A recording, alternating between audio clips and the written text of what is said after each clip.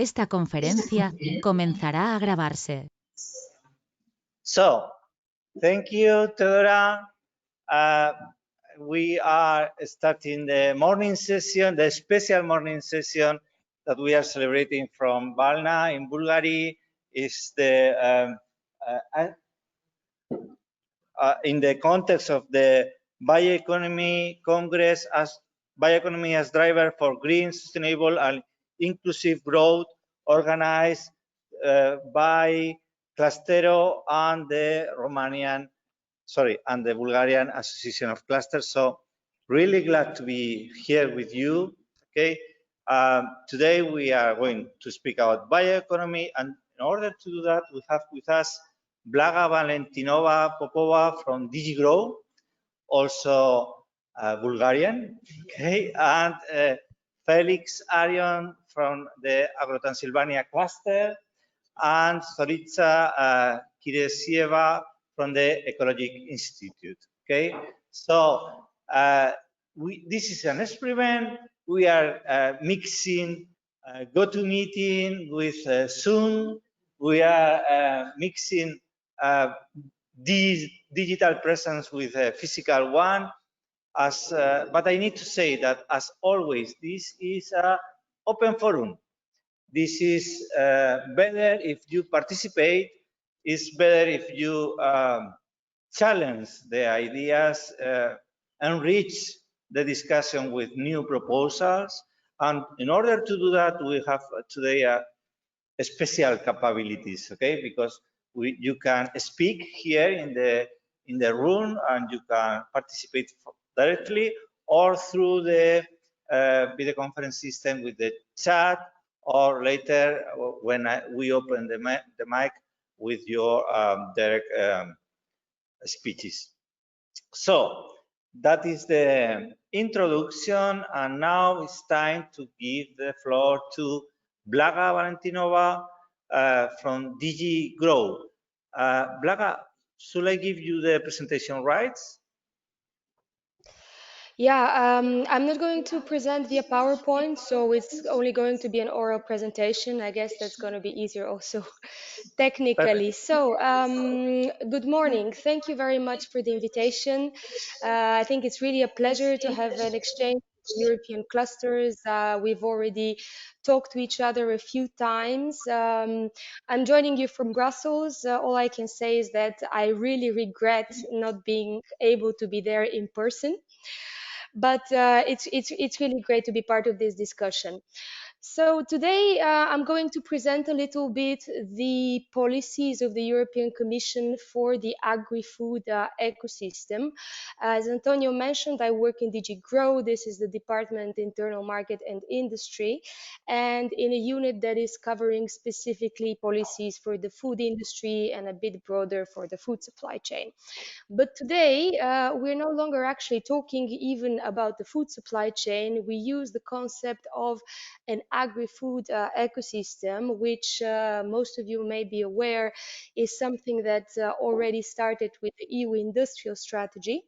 So we're looking at the European economy no longer as a sectoral approach, but with more of a systemic view or an ecosystem view.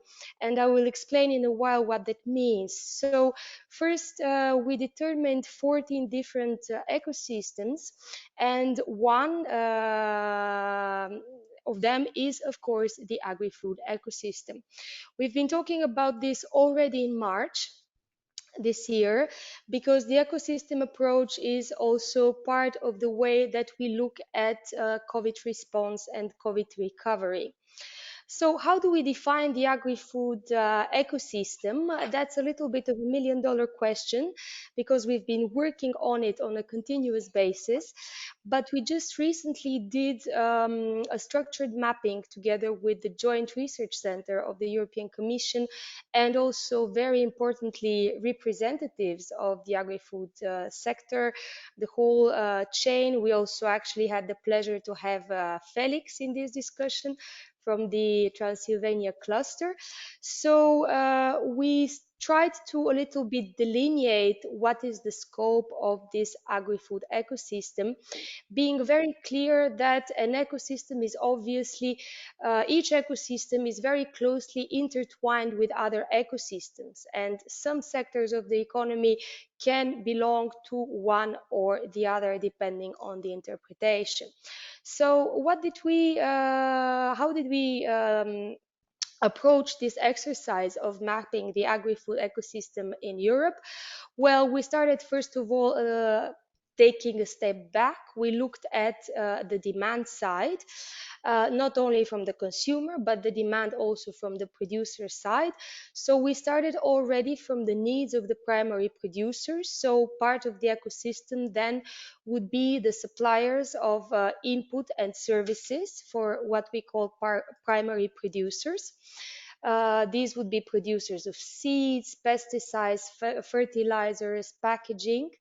Of course, a primary part of the system are the primary producers themselves, which are, first of all, the farmers, but not only. We also have fishermen and forestry in there. Then we followed up at looking at all the storage, transport, logistics, and wholesale for primary production, and moving to the next step, which is the food processing step. Food processing, or we also call it food industry. The food industry is comprised of big companies, but the predominant chunk are actually small and medium-sized enterprises. Around 99% of food processors are actually small. A lot of them are micro and family companies. That's also very important from a policy approach. Then we have, of course, the suppliers of inputs for these operators, for things such as machinery, packaging, and so on. So the packaging sector, which is per se a separate sector when it comes to food, is food packaging is also part of this agri-food ecosystem.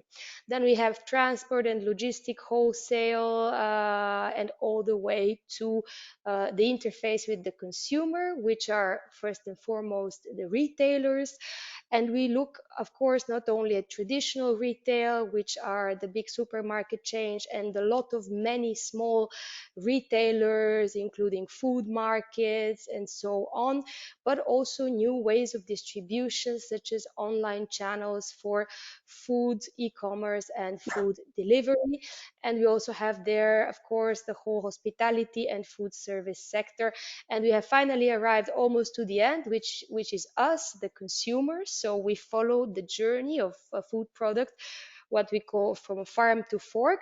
But as I said, we have an even more extensive approach. We look at also what is happening at the, shall I call it, end of life or of the product, or at disposal. So unfortunately, we still know that about 20% of food in Europe is wasted and lost. So we have food waste, but we also have materials coming from the agri-food ecosystem that feed back into the ecosystem in kind of a circularity mode, or they feed into other ecosystems. For example, we have biomass and waste to energy, or certain byproducts of the food industry go back into the system as animal food.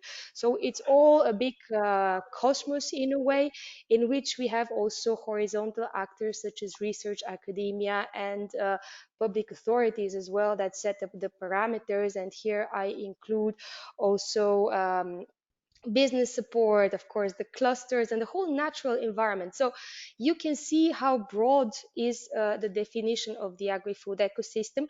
But once again, we think this system approach is more viable in defining policies, because if you limit yourself and focus only on one sector, you may miss all these links. So this is a little bit how we define the agri-food ecosystem.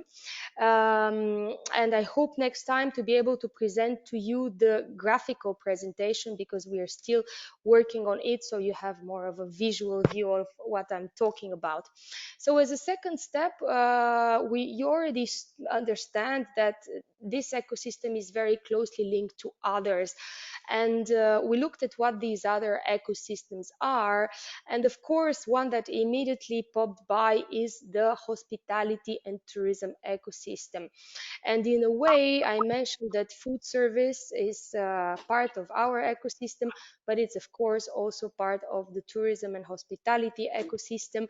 And this link, perhaps now with the COVID crisis, we have seen how strong it is, because one of the biggest impacts on food demand over the recent months has been actually the closure and the limited reopening of the HoReCa sector, and let's say the impact that we have had on the tourism sector in Europe. We know that approximately between 20 and 30% of the turnover of food industry, for example, is destined to HoReCa. A lot of wholesalers are also dependent on the HoReCa clients. So these links have to be very carefully analyzed, so we can have a comprehensive response, a kind of build into each other's strengths, but also look at to the weaknesses. There are many other ecosystems to which agri-food is connected, but I will just mention two more, which are, I think, particularly close. We have a retail ecosystem, which you understand is also kind of a very horizontal ecosystem, because a lot of other systems such as the chemicals or textiles, they also have retail as part of their scope. But retail is, of course, food retail is part of our ecosystem, but it's also part of their separate ecosystem. What we've seen with the COVID situation, that in fact the impact, and that's kind of self-explanatory, on food and non-food retail has been very different. This is why we are exploring that a little bit separately, but some of the major trends in retail are common for food and non-food. And one of these is, for example, the phasing out of brick and mortar, new systems of sales such as e-commerce, and so on. And another one that I will mention is the digital ecosystem. And that's also kind of a horizontal ecosystem present almost everywhere nowadays, which we know brings about a lot of opportunities, but sometimes also challenges. So I think I've talked enough about the, let's say, description of this ecosystem, the link to the other ecosystems. So where do we go from there? So we started, as you have done also as agri-food clusters, analyzing the challenges for the ecosystem. And of course, in March, April, May, we were looking at very specific shocks that were linked to the lockdowns, the most acute phases of the crisis. And I will not get too much into this, because I'm sure that we've already discussed that, the border closures, the disruptions in the single market, lack of inputs for certain industries, problems with free movement of workers. But what is the conclusion? Well, for us, one big conclusion has been obviously the importance of the single market and the need to use the European single market as a motor for recovery. How to strengthen it, how to make it more resilient, and be prepared for future shocks. It can be a health crisis, but it can be another type of crisis. The food system, can be quite volatile. So how can we prepare our single market for future situations? So that's one important part of our work nowadays, and we have a different challenge. We have now a very regular, and even more regular, I would say, and structured exchanges with the authorities of the different European member states, to make sure that responses are coordinated, that where there is need, we can intervene in a more targeted way. But of course, now a little bit, once we have had I would say, a bit partial reopening of the EU economy, we are now looking also, of course, at the recovery challenges. So these are a little bit, I would say, the aftermath of those first very acute months. And here for the agri-food, again, I would say the first issue that we have been looking at is how the HoReCa sector, so hospitality, restaurants, catering, how are they going to recover? Because that would mean also recovery of the demand of agri-food products. Now, unfortunately, the HoReCa sector is meant to recover slower than other sectors. For a series of reasons. It has been estimated that a recovery to pre-crisis levels can take between 18 and 24 months. But this is again just an estimate, it's just a forecast. It can take longer. Some operators have not reopened after the lockdowns, others are struggling with limited capacity. And let's see now in the winter months how this is going to evolve. So it's going to be up to all of us, the sector, the operators, but also the authorities, the clusters, the local authorities, to come together and see what would be the best solutions for this recovery, and can we have some type of common projects of relaunching the HoReCa sector together with the agri-food. Because something that was noted by the colleagues working in the tourism sector is that one area of tourism that actually grew during the crisis was local tourism close to urban areas, which is of course linked to local gastronomy. So maybe we can see new opportunities for boosting that in a post-crisis or recovery context. Another big challenge in the recovery, well, it's not new to the recovery, but we are always insisting that the recovery has to be a green recovery, and there is a need to find a balance between meeting the immediate needs but always keeping in mind the mid to long term goals of sustainability. Clearly easier said than done when a small company has liquidity issues and cannot make ends meet, but again it's important to also try and turn this challenge into an opportunity and find it as a way to kind of rebirth after the crisis and find new ways of working.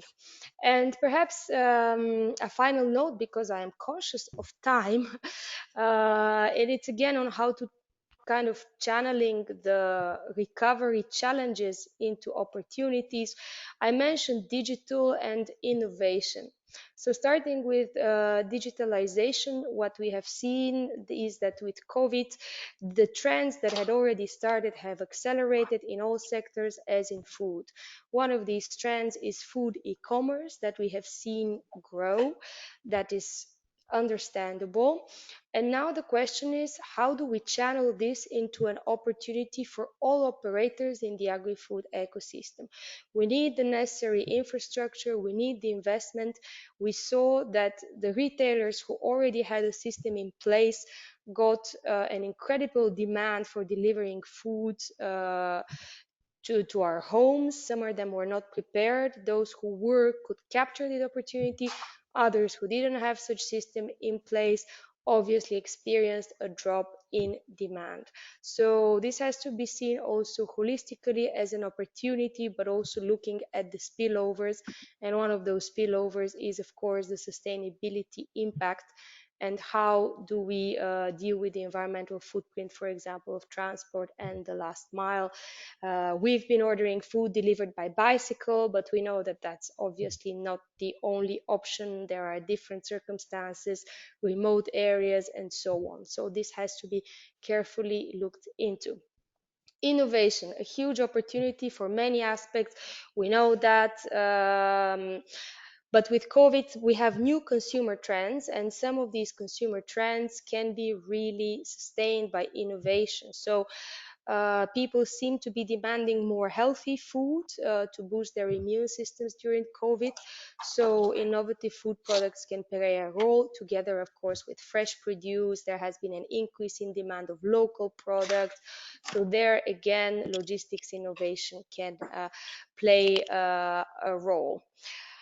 I think I'm going to stop here, and then we can further touch upon some of these issues in the debate so we can move on to the following speaker. Thank you so much, Antonio, and everybody. You are very welcome, Blaga. It has been an excellent explanation of where we are. Thank you for joining us. I know that I don't know if you will be able to keep us with us during all the session. Are you going to stay or? So I have to, perhaps I will have to leave between 10:30, quarter to 11. So I will stay a little bit more, yeah. Okay, yes, because if not, I will give the floor now for questions. But if you can stay, we can hear the rest of the participants and later. Yeah, I think so. Okay, Okay, thank you excellent. very Yes, much. thank you. Thank you very much. So now it's time to welcome Felix Arion from the Agro-Transylvania cluster. And Felix is here with us. So I will try, let me just move the presentation. Sorry, because I need to change everything now. It's here, the presentation. Now you can see it. Perfect. And the floor is yours, Felix. Welcome. Very glad to see you here physically. Okay. Yeah. Hello, everybody. Well, for the ones who are online, I'm not Antonio, even if in your screen, probably Antonio is the one who is speaking. Now it's Felix Arion. I'm from Romania, for Agro-Transylvania cluster. I'm really happy to be here for many reasons, because it's a very hybrid area. I'm online with 20, 25 people, I guess, even more in this room. And on the same time, I'm trying to speak with people which I don't see. So that's in fact the idea that we want to discuss today. We heard a lot of time the terminology recover, and we just go backward. Well, I don't like that. From my point of view, we do not make a step back, but sideways. So we have to create a new path. The path that we are used to do it is not working anymore because of different reasons. Like in this room, we have a lot of empty spaces. I'm very sure that in a regular cases, there will be full of people inside of the room. So we create, and we have to adapt new ideas. Well, to adapt, we have to look back to the past to see what we've done, what we can learn from what we've done, what was good, what was not good, and what we can do it to be more adapted to the new situation and what we forecast there will be into the future. Well, we were asked to talk about the clusters. We were asked to talk about what the cluster are doing in how they have an experience in the European Recovery Plan, what kind of instruments they are working, what actions inside of the instruments were used during the last period of time, and of course, different kind of suggestions to increase that collaboration. So this is what I intended to do from that point of view. I will be very short with this presentation, because with this slide, because I suppose you can see it a lot of time. It is in working. I had the pleasure to be working for the ecosystem for agri-food, and I can tell you it was created based on the value chain of agri-food from farm to fork. So basically, it's a value chain. All the steps that product goes from the field until it's in your table.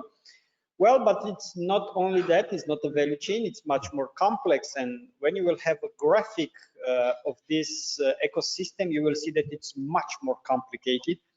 And this is why actually European Union try to work and try to help each of us as a clusters or as a business facilitators, in fact, to move on.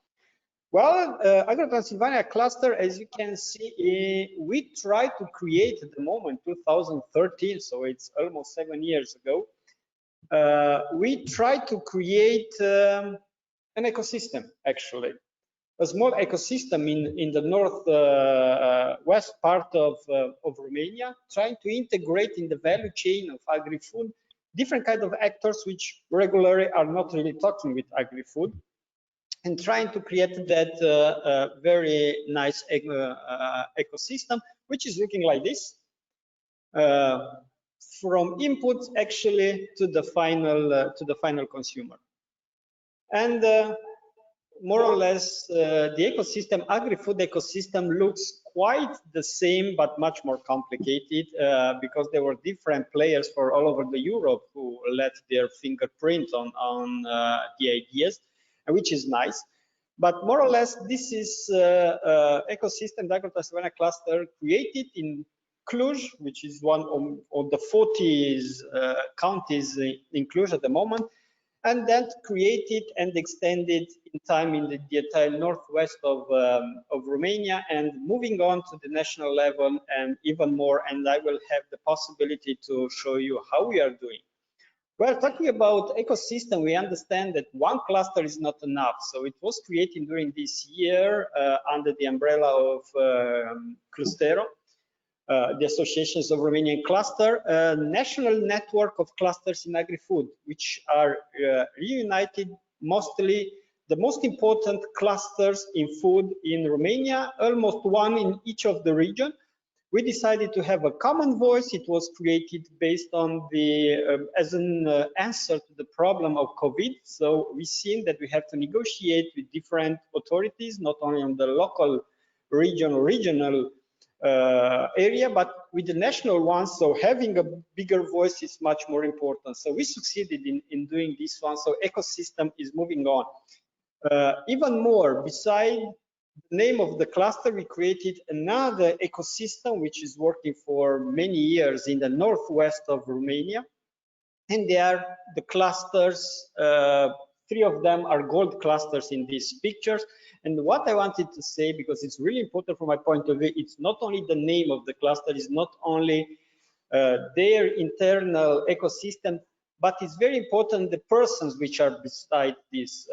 Those guys that you see here into the pictures are the ones who make the things working there, are the ones who are negotiating the local and regional governments. We are negotiating, and we are having a constant dialogue actually with different kind of authorities for creating, for instance, smart specialization in the area, to have a bigger voice, because we are representing a very large sector and a very large number of economy and the players inside of the economy. But okay, those are more or less the fundamentals that European Recovery Plan and want to repair and prepare the next generation. Well, I will come back to that word, next generation, which in my opinion could be quite dangerous. Well, even if it doesn't look like this at the moment. So as you can see, the first 2, it's green transition and digital transition, probably the most important ones. And Agro-Transilvania cluster had quite an interesting experience and work and actions in those 2 areas, but well into the same time to the rest of them. I will just give you a couple of examples, because that was we were asked to do it. What we actually succeeded during the time, during these 7 years that we exist in on the market as a cluster. Well, of course, about green transition, we were interested in having a much more circular economy. We know the West is one of the biggest problems that it's happening at the moment in Europe, and not only in Europe, especially on food. So we are part of this Horizon 2020 project, which are trying to take a look not only as a product, food, agricultural product, not only a food, but into the same time as a different use of agricultural products. For instance, you know about biodiesel, but it's much more interesting. It's about textile. Into the same time, it's about buildings or automotive, because some of the agricultural products can be used as isolations, for instance, and that could be more green plastic one they are using at the moment. So we are looking to find that kind of a solution. This is a European project, of course, around 2 million euros, and is moving at the moment, and it's almost about to be ending. Of course, we were created to support our farmers, so we have different projects in that kind of area. One of these, it's about, for instance, to create short value chain and to certify local products, so the consumer can understand what a product which is done in one region is different than the other one, and trying to find a shorter path from the farm to your tables. And this is done, a project that it's working, and we are very happy that it's done. Well, talking also about green transition, we have some interesting results on the socio-economical impact.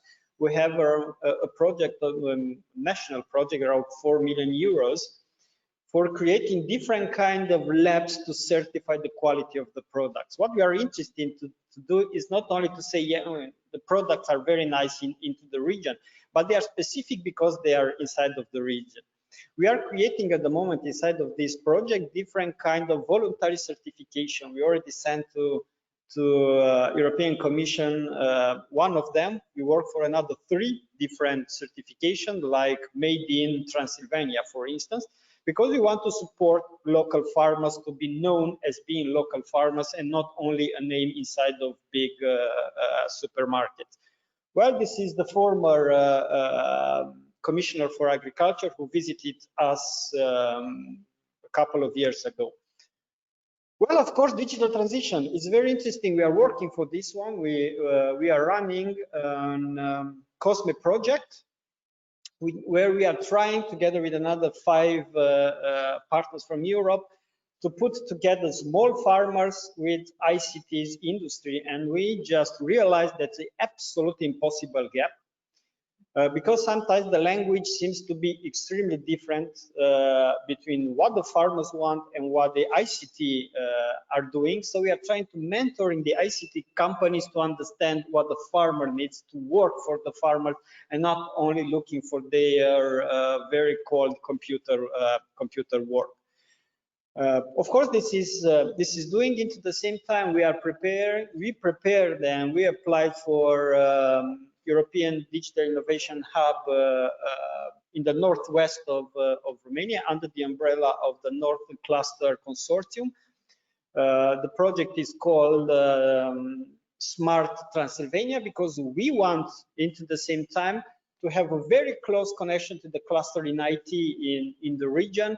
So clusters in different other sectors and cluster in IT to be on the same table all the time, so they create projects and products designed specially for what we needed.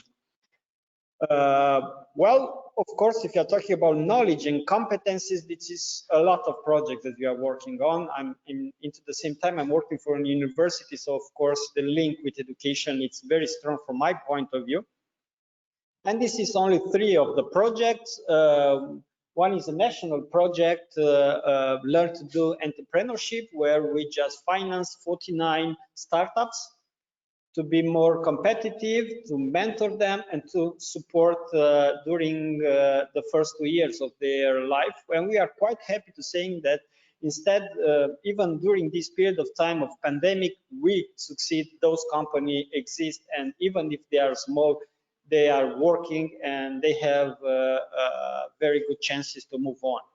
Well, we are part of an Erasmus Mundus, an international master, which are preparing students on the field of localized products, and Agro-Transylvania cluster is the ones who offer them training, preparation on the farms and the companies inside of this. And something interesting, I'm sorry I don't see Cipri Morcan here, but he created together with us, but he is the core of this project.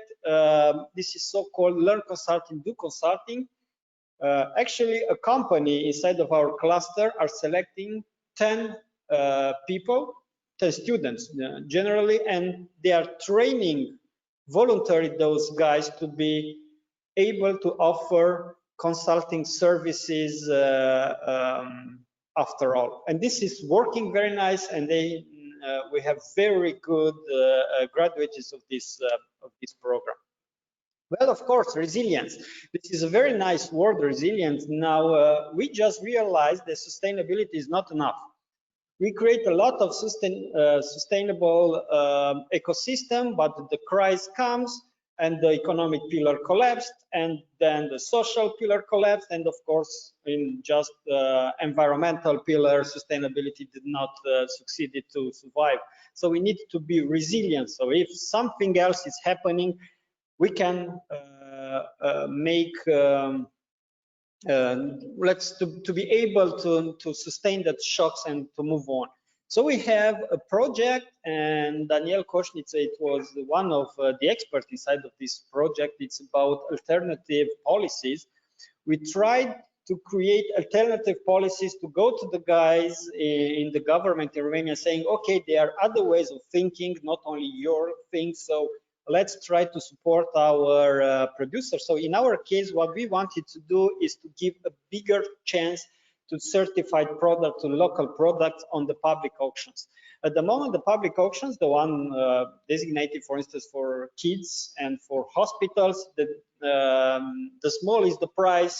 You just won the auction, and you provide the food products. We are not interested in that one, because we are interested to have a local community, to have products coming from the community to the local consumers. We are interested to put in front of the kids, to our kids, to be educated, to know what is a bioproduct, for instance, what is geographical indication products, because they will be the next generation which will in fact choose the products, the food, and we want to educate them since they are kids, and that's one. And secondly, we have to keep in mind that providing quality products, we will be able at the same time to avoid different kind of disease. So if there is not too much sugar, if it's not too much, I don't know, fat into the products, especially designated for kids, we will be able to use different other time and resources into the future, not for health. Well, of course, strong value chains for us is very interesting to have very strong value chains and to extend our value chains. Well, that's another former European commissioner which promoted this project. It was a project, COSME, which was ending at the beginning of this year, a COSME project where we tried to go international. Well, to open third market for European product. It was created that food in eco network, which is working, and now we have partners from Canada, from China, from Middle East. We are trying to create to be more sustainable, because we want to keep in mind that the first one, which was shaking when the pandemic is starting, it was the value chains, traditional value chain, they start to shaking, and we as a consumer were the ones who lost more or less. So of course, it's the time to think about some of the conclusions. So in our opinion, and we will emphasize that, and we want to say that European Union, it's extremely important to educate the consumer. To avoid what was already happening, it's interesting the consumer to know how to choose products, even if the price is possibly a bit higher at the moment. They will have advantage in a long time, because sustainable value chain, sustainable farm to fork networks could be created, and they will support it at the same time the ecosystem. Well, we realized, and this is part of our experience, of course, we want digitalize in agriculture and food industry. Well, food industry, it's a big stronger, so they can emphasize, they can bring together that kind of technology, new technology, especially the digital one, artificial intelligence, for instance, or different kind of robots. But for farms, it's not so easy, especially for small farms. They don't have enough capabilities, and we are talking about financial, we are talking about education, we are talking about understanding on their neighbors. Actually, if you are using drones in your area, you can have problem with the neighbors who saying you are spying my area instead of working together. So this is a lot of work we have to do in this, and to support agri-food producer to go on the digital area. And this it will not work by themselves. It's not a natural process. We have to interfere here, educating and supporting, including financially. Well, into the same time, we want to emphasize that advantage of certification from many points of view, especially because certified products are more resilient. They resist better on the market. Consumer will be more interesting during any kind of shock. As you can see, during the pandemic, the price was not so important. I mean, we were more interested to have healthy product and products which can be certified as healthy and they have a higher standard of quality. Well, this, sorry, this is certification. Let's do it. Let's use it. European Union already have a policy of quality for food products, and it's working. It's TGA, PDO, PGI, TSG, Bio, Mountain, insular products, which is a certification and can be added to different kind of national and voluntary certification. That's a very big and very rich solution that can be quite easy put into the market and can survive much better than a regular product. Well, of course, we need different kind of facilities for associations. We need that, because we've seen if we are not working together, any kind of shock will give us big problems.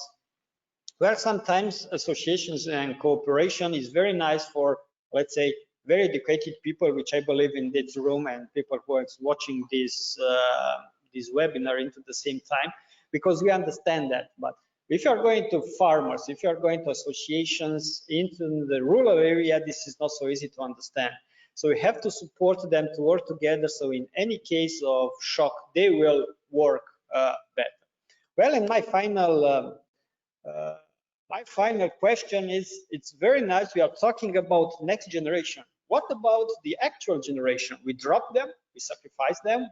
I guess that most of us are quite fed up of being the sacrificed generation all the time. This recovery plan, we are talking about trillions of euros, 1.5 trillion of euros. So this is needed for Europe to recover. And half of that could be reached by this European recovery plan. It will be paid back, some of them, but not in this period of time. Will be starting in 2028 until 2058. So the next generation will pay for what we are doing now. So the idea is, well, let's make a recovery plan, but not only for the next generation. Let's do it for all the generations, and let's try to be try to work together as an European ecosystem where every small pieces can work together and can create a very strong ecosystem. So that was all from me. Thank you.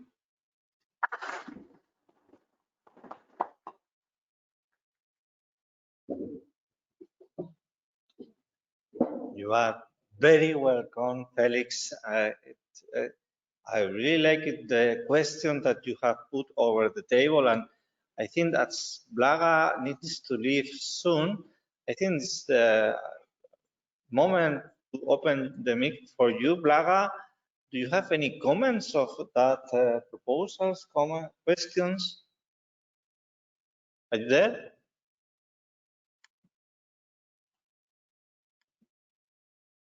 Blaga, can you hear me? Yes, yes, Antonio. I can hear you now. Yes. I don't know why. You were asking questions from the audience, or you would like me to perhaps comment on Felix's presentation? Yeah, I will say first to Felix, and we can after that open the mic for the audience if you want. Okay. Yeah, well, thank you very much, Felix. I think this type of analysis is something that we definitely need right now. And the reason is that, of course, we'd like to get this recovery package right. As the next steps, you know that the European member states are the ones that have to prepare their recovery plans. But of course, at the European level, we'd like as much as possible to stir the process and to make sure that the areas that are touched upon are really the areas where this package can have the biggest impact. So if I can be more blunt, that the money is well spent, and in our case, that it goes to the right places in the agri-food ecosystem. So I very much welcome the ideas that were given by the Transylvania cluster and agri-food clusters in general. And I think it's also, of course, advisable to speak to your local authorities to spread the word so that these ideas can actually become a reality. And this not thinking about recovery, but thinking a little bit more as a rebirth. That's also, I would say, a nice way to put it. Reinventing yourself after the crisis is very much in line with keeping the green transition and capturing those new opportunities. So thank you very much for this, Felix. So if you can send us the presentation as well, and we will be in touch. For sure. Thank you, Plaga. And now the mic is open for questions from the rest of the attendants, physically here or virtually in the cyberspace. Who is the first?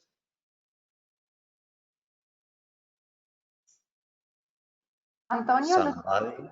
Yes? Antonio, Lucia Sail speaking here. Good Right, morning. yeah.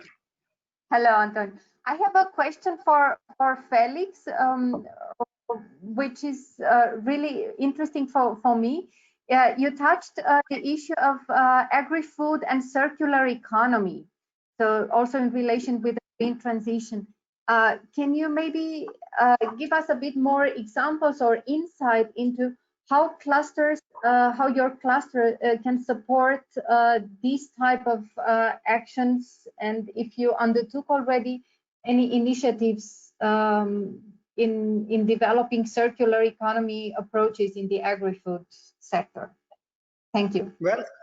Well, thank you, Lucia. Of course, that's an interesting subject, and of course we have some of the results on this one.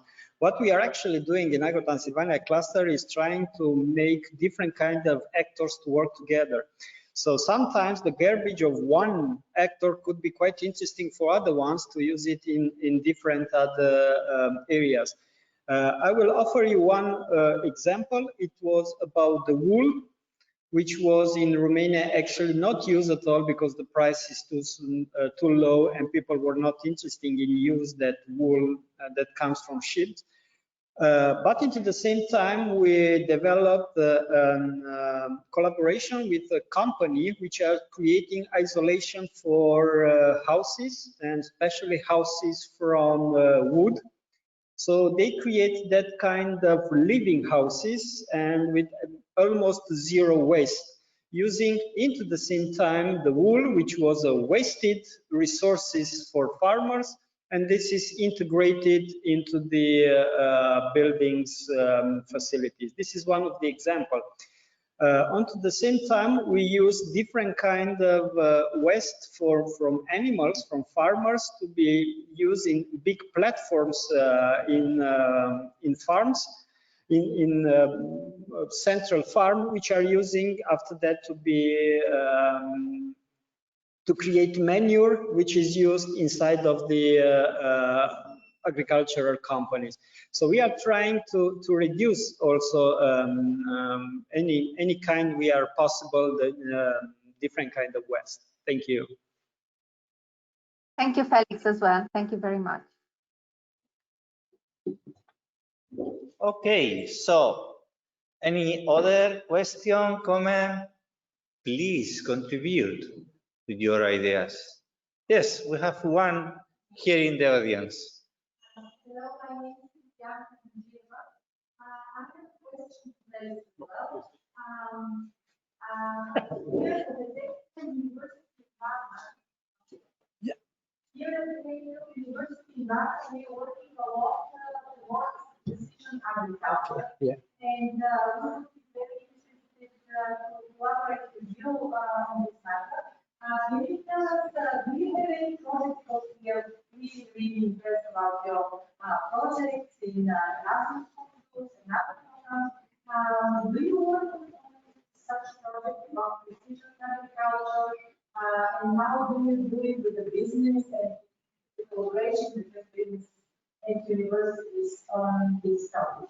Yes, we are working in different projects for that kind of smart agriculture. Well, the Track Cosme project that I mentioned before, it was one that is opening the ways. Is inside of this project, for instance, we are mentoring one company. It's called Centric IT, it's a very small company. And we work with them to create, and we applied for a European project actually together with this one and a technical university in Romania. They create small robots for farms, which it's using their artificial intelligence, and it's all the time rethinking what he has to do it, and is learning from the experience. Into the same time, together with the University of Agricultural Sciences and Veterinary Medicine from Cluj, where I'm also working, we created a project for a network of different sensors used for agriculture.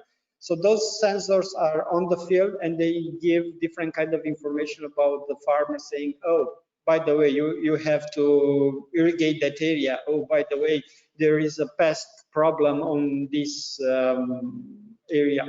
Also, into the same time, we are working now to create a collaboration with the company in Romania, which are providing solution with drones. And we are starting with vineyard. So those things are just going around and taking very nice pictures and saying when the high quality grapes has to be picked up by the hand, so the quality of the wine to be a premium one. So yes, we have different kind of projects, and of course we are all the time looking for new collaborations. So when we will finish that, we can have a talk. Thank you. So it's a kind of continuous researching. So thank you. I know that Blaga needs to leave us. One last question from Blaga. We are at your disposal, as you know. Okay. So what will be the next steps in our possible collaboration?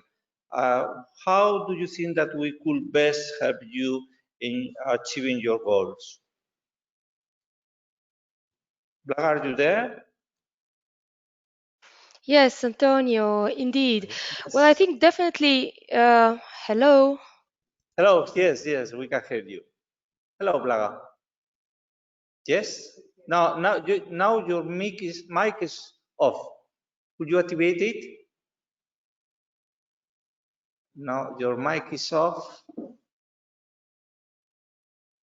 Could you? I will try to do it from here. Now?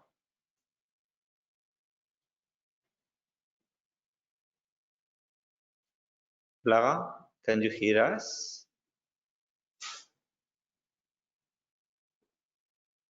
Antonio, can you hear me now? Now it's, yes, we can hear you. Yes, apologies. I had a technical issue, a pretty annoying sound coming out of my computer, but I think now it's working. First of all, thanks for all the input that you have already provided. I think we absolutely have to continue exchanging information. I think what you're doing is very useful for us to get information on the ground instead of, doing macro policies on a broad level remotely somewhere in Brussels. So keep informing informing us about the issues and the solutions that have worked. Some examples were given by Felix, but I'm sure that there are many more examples out there. And as I mentioned, of course, be proactive as well with your national authorities who are currently setting up their recovery plans. And there really local initiatives, regional initiatives, local governments will be the ones that are going to implement and are going to do the spending with the concrete project. So that would be my message, but also of course keep in touch with us so we can continue together setting the priorities and get new ideas so we can do our orientation in more of a guidelines approach, if I can say so. I think we're very much on the same line from what I heard today, but also in previous meetings in terms of looking at green, looking at innovation, looking at digital, of course, being sensitive also to the economic sustainability for small actors, for vulnerable farmers. What Felix mentioned about the need for more collaboration, this is also in line with our thinking. You're probably familiar with the latest farm to fork strategy for sustainable food chains. The strategy has a resilience aspect as well. We are starting actually work now on setting up a contingency plan for the agri-food system, indeed to be more prepared for future shocks. Going back to the collaboration as part of the farm to fork, the Commission will try to clarify competition rules for collective initiatives where those initiatives have a clear sustainability impact. So let's say if it is for a good cause, if it will have a positive impact, this is something that we can support. We also hear the demand of consumers for local production. They trust local producers, they want to support local farmers, but if we of course don't want to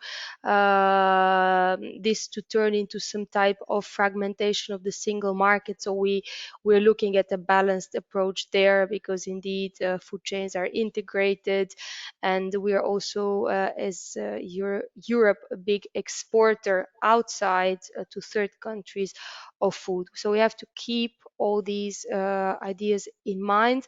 But yeah, keep up the good work. I will try to stay for another maybe 5 minutes to hear the next presentation.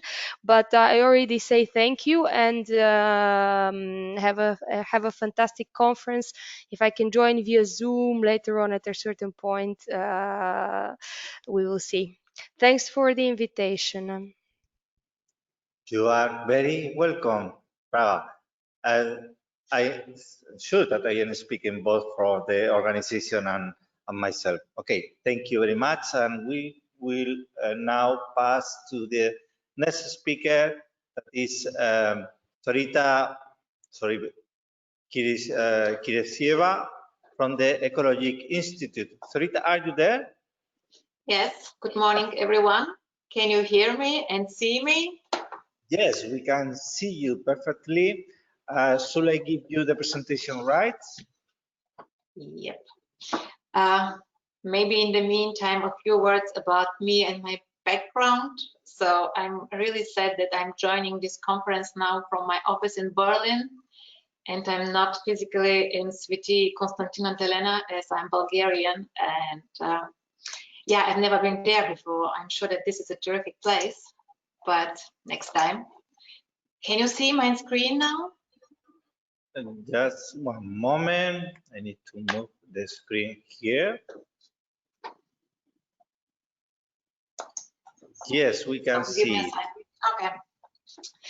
So I am a researcher at Ecological Institute Berlin, and we are a non-for-profit private environmental institute for environmental policy, and cover basically all environmentally related topics, and the bioeconomy is one of them. So I have been working on the topic of the bioeconomy for more than 5 years, mainly in the field of strategy development, stakeholder engagement, trade-offs between the bioeconomy and the Agenda 2030 interlinkages, and also, yeah, we are trying to facilitate an open discourse about the chances, but also about the risks of the bioeconomy.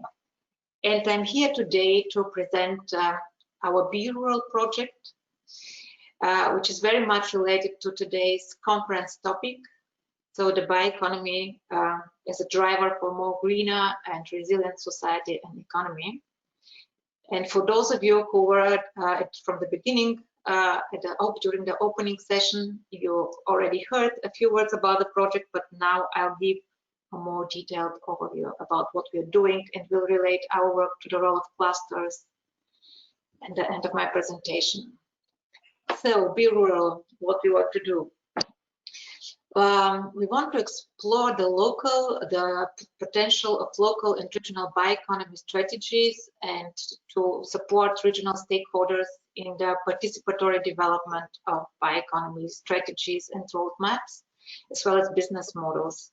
So this is a Horizon 2020 funded project, and we started about 1.5 years ago. So our work is focused on those regions across Europe. So we have the Vidzeme and Kurzeme regions in Latvia, where we are focusing on the use of byproducts from the forest sector. We have the Szczecin and Vistula lagoons in Poland, where we are focusing on sustainable small-scale fisheries, and in particular on the sustainable use of low-value fish species such as the roach. In Romania, we are working in the Covasna County, also working very close with the clusters, and the aim is to implement the circular economy approach in the county's industry by covering a variety of sectors. In Stara Zagora in Bulgaria, we are focusing on the use of residues from the agricultural sector, and in Strumica and North Macedonia, we are also trying to utilize residues from the agricultural sector.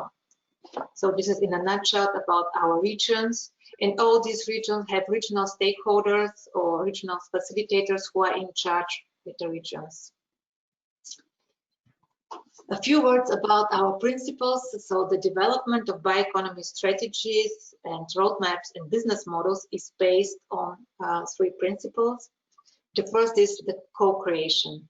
So we are facilitating the active involvement of a broad spectrum of stakeholders and citizens. And while we're doing this, we believe that by providing such spaces for co-creation, we can also contribute to broader societal goals that could be also integrated in the strategies, and we could stimulate demand for more sustainable and innovative products and services. And this is crucial for the uptake of the bioeconomy. We need the public acceptance. The second principle is the principle of openness and inclusiveness. So we want to ensure that all relevant stakeholder groups will have the opportunity to engage, and the process is open to everyone, not only to the usual suspects from business, academia, and policy, but also to civil society, to the environmental NGOs, and to citizens. And last but not least is the principle of sustainability. We want to design the bioeconomy that promotes the sustainable use of agricultural, forest, and marine ecosystems. So you can see our principles here reflected on the graph on the right side. The different stakeholder groups are at the heart of our project, and they all work together and act by considering the sustainable use of the ecosystems at regional levels. So we call this an open innovation platform. Okay, this was on the more conceptual side. Now I'm going to say a few words about the implementation process, how it works in the reality. So the first step of our project was the analytical work. So we had a look at the biomass potential in the regions, at the available technologies, at the relevant stakeholders, and at the policy frameworks. So in parallel to this work, we also kick-started the stakeholder engagement process. So we established a stakeholder working group in all regions, and the stakeholders are regularly meeting and discussing the vision of bioeconomy for their regions. We have a capacity building workshop, knowledge exchange, also interregional exchange. And apart from that, we have a number of engagement activities for the involvement of the citizens. For example, we already actually organized 2 pop-up stores in Latvia and in Poland, where we showed tangible bio-based products and also engaged with the citizens. So the idea is to get their feedback not only on the particular products, but also on the concept of the bioeconomy, and also to integrate this feedback in the strategy development. For the other 3 regions, the pop-up stores will be organized, maybe the coming year.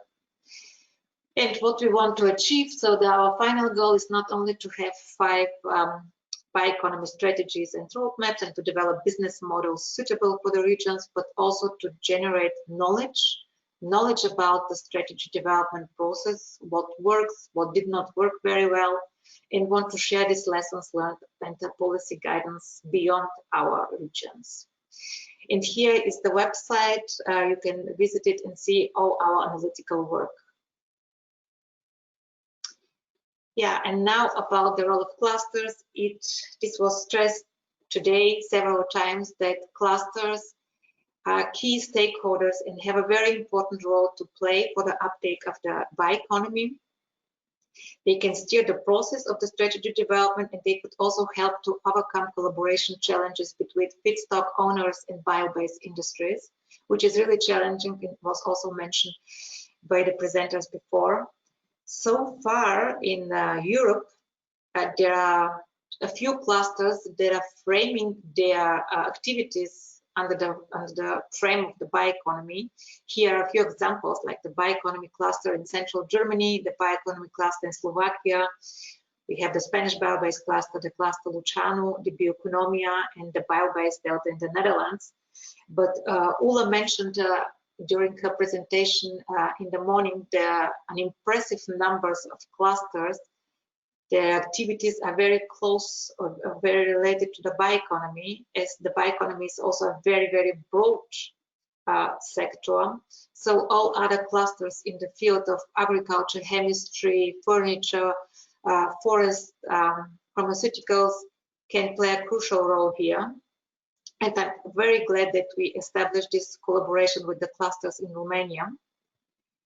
And also mentioned previous, the collaboration of the clusters with public authorities is very important. And I have 2 good practices on this. So one is the bioeconomy cluster in central Germany.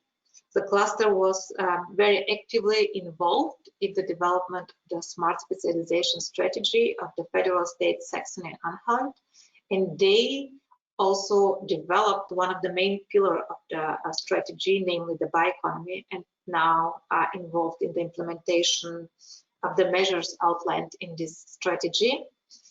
And the second example is the bio-based Delta in the Netherlands. And actually, this is an interesting example because it's driven, the cluster is driven by the regional authorities, and they are involving stakeholders from academia and industry with the aim to foster bioeconomy development in the regions. And I'm sure that there are many other good examples we'll be happy to hear, because we have also so many clusters representatives here on this. Yeah, and my last point, want to link the bioeconomy to the European Green Deal and the green recovery. A sustainable bioeconomy, an inclusive bioeconomy, and a bioeconomy that really involved all stakeholders could contribute to a number of objectives that are already outlined in the European Green Deal. For example, achieving climate neutral and circular economy, healthy and environmental friendly food system, fostering innovation, and could of course contribute to a greener recovery, especially at regional level. And right now we are having at European level a very high political willingness to turn this crisis into an opportunity towards more greener and resilient society and economy. And region can take advantage of this. And there are also some positive effects of the COVID-19 crisis. For example, there is an increased demand of recreational opportunities provided by rural ecosystem. ecosystems, there is an increased demand for locally produced products, and there is an increased interest for local market. And what the crisis also has shown is that we need shorter value chains, and we need to look at the regional and the local resources. And this could be the starting point for many regions. Also, the national and the regional recovery plans could be appropriate instrument to support the uptake of the bioeconomy. Also mentioned several times before that the member states are currently working on their national recovery plans, and here is where regional authorities and clusters can also get in touch and provide input for those plans.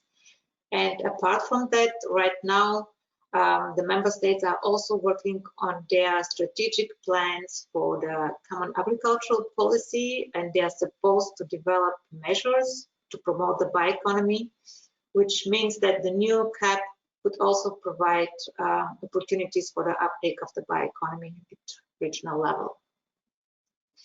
So let me end my presentation, and I'm looking forward to your questions. And just one thing I forgot to mention, later on at 1:30 Eastern European time, no, 2:30 Eastern European time, we will have our workshop where we are, if you can join, we'll be glad we can share some lessons learned and discuss with you the strategy development in more details.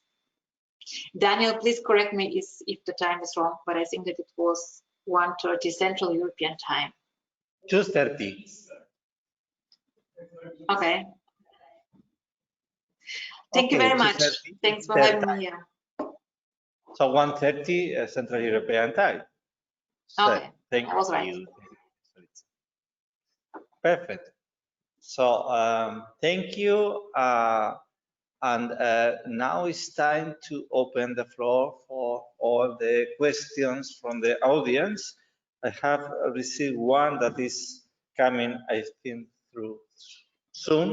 Yeah, okay. So it's from Cristina Lincaru, and the question is, please, could you give some insights regarding the statistical indicators system used for this strategy? I think that this question probably is from Blaga, and she left, yeah. But if somebody has information about that, it will be very welcome. Sorry, could you repeat the question? If we have statistical information about regarding the statistical indicators system used for this strategy. Oh, well, we are still in the process of developing the strategy, so at the very beginning of the strategy, but I guess that we are all going to use the statistical information available for the member states that are also available from the National Statistic Institutes on the bioeconomy. Yeah, I don't know. Really. Daniel, could you come here if you want. But it will be better if you come here, because if not, those that are attending from the video conference will not hear you. So because you see the diversity of the regions which are taken into consideration, I mean, one of the main aims of this project is to build strategies taking into consideration all the different aspects in each region, in Letland, in Poland, in Romania, North Macedonia, in Bulgaria, but still to come to a certain level of similarity as to compare. And one of the I think is regarding question, because one of the aims of the workshop, which we divided into a part of the 230 Central European, 130 Central European, 1230 United Kingdom. So it is that to try to figure out together what are the indicators we should measure in this bioeconomy. And I think this question is also relevant at a higher level. Yeah, what should we measure? We're talking about the agri-food value chain. We talk about bioeconomy, which I think covers more than one of the 14 industrial ecosystems. So when we think about bioeconomy, it's agri-food, but also tourism, it's also health, also low carbon industry, also energy. So bioeconomy is, I think, a topic that covers very many construction, very many of these 40 industrial ecosystems. And it is very important that how we measure this and how we measure the impact if we develop strategies in this field. This is also one of the aspects we would like to discuss with you for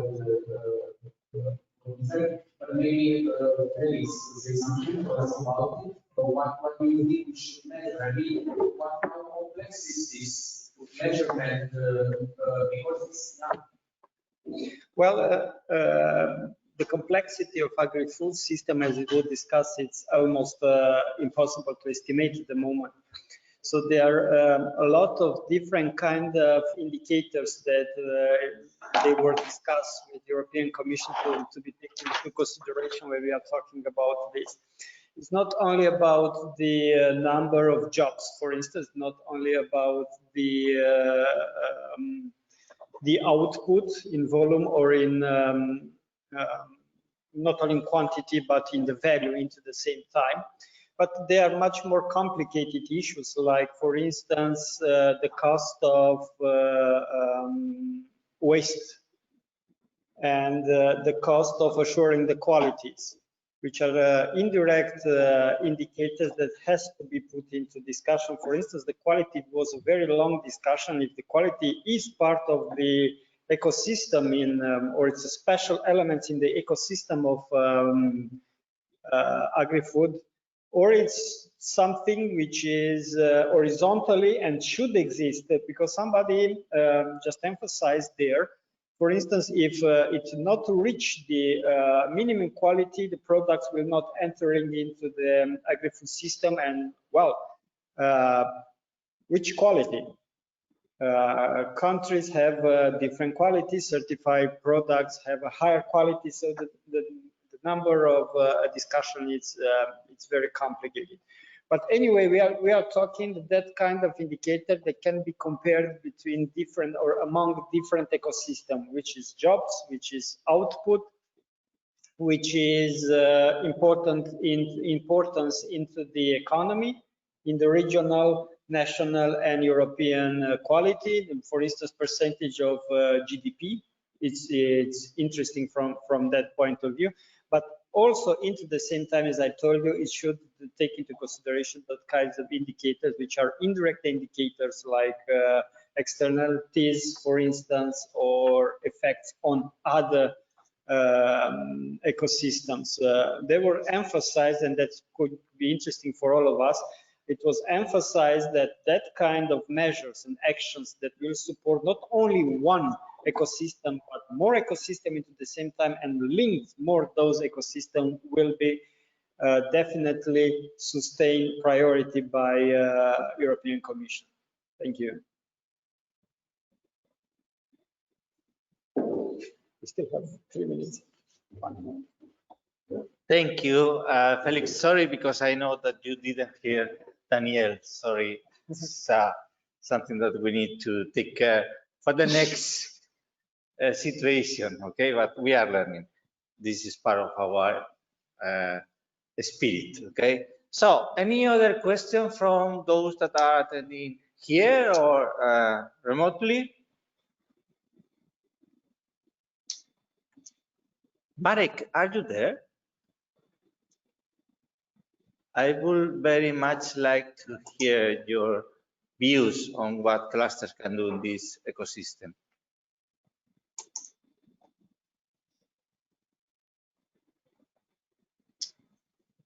I don't see. Okay. So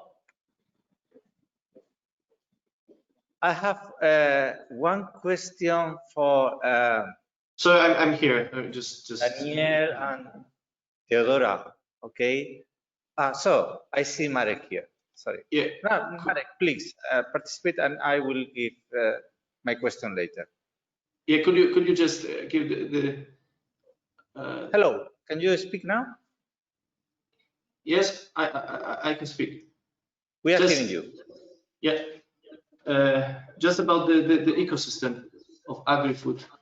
In particular, this is one where you can. Do you have a slide maybe or not? No, I don't have the slide from. Okay, so just we have the ecosystem, which is one of the biggest in Europe. Here we have plenty. I cannot give the presentation of the slide, but I just wanted to say that the Agri-Food Ecosystem has. Let me come back very quickly. We have. I have some difficulties. Just to let you know, yeah, I got it. So the whole number of clusters of bioeconomy and related sectors in the EU that we have, it's about 250 clusters. So we have 3,000 clusters around in Europe. So 1/10 of them are actually dedicated to bioeconomy. It's huge, as well as the whole agri-food business. You know, and the agriculture is about 17% of EU GDP. It's really one of the biggest. So we have this as well with in linkage with the health. If it goes together, health is another one which is huge. It creates really a big potential for future markets in order to have the transition into the greener and more digital and resilient economy.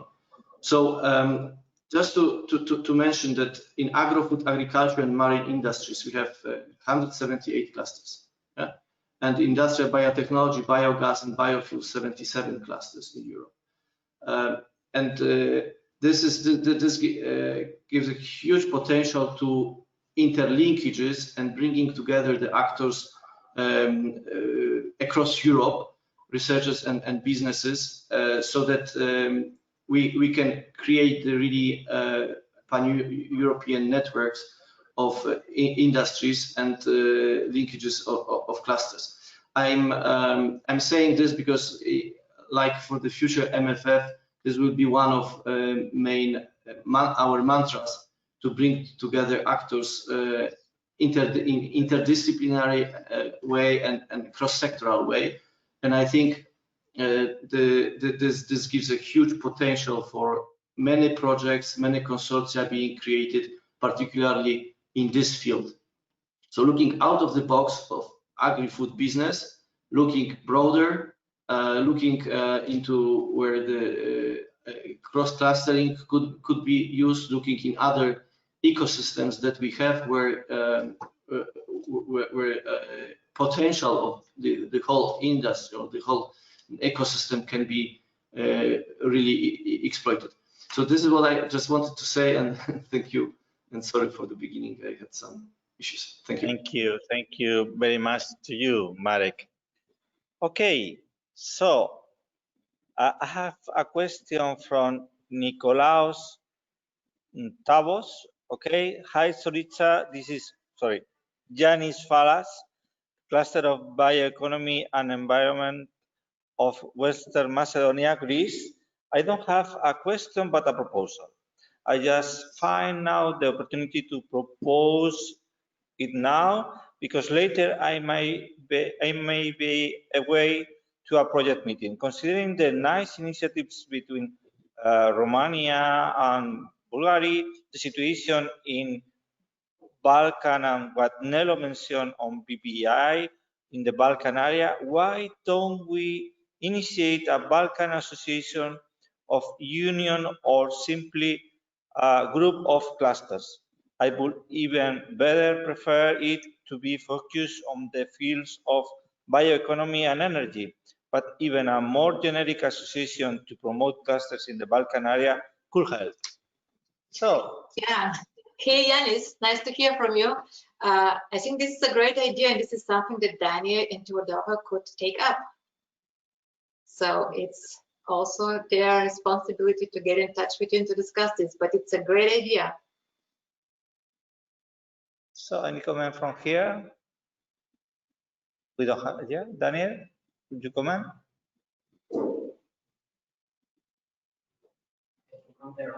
Yeah, it's better because if not, they will not hear you from the GoToMeeting session. Yes, thank you very much for this comment. It is not that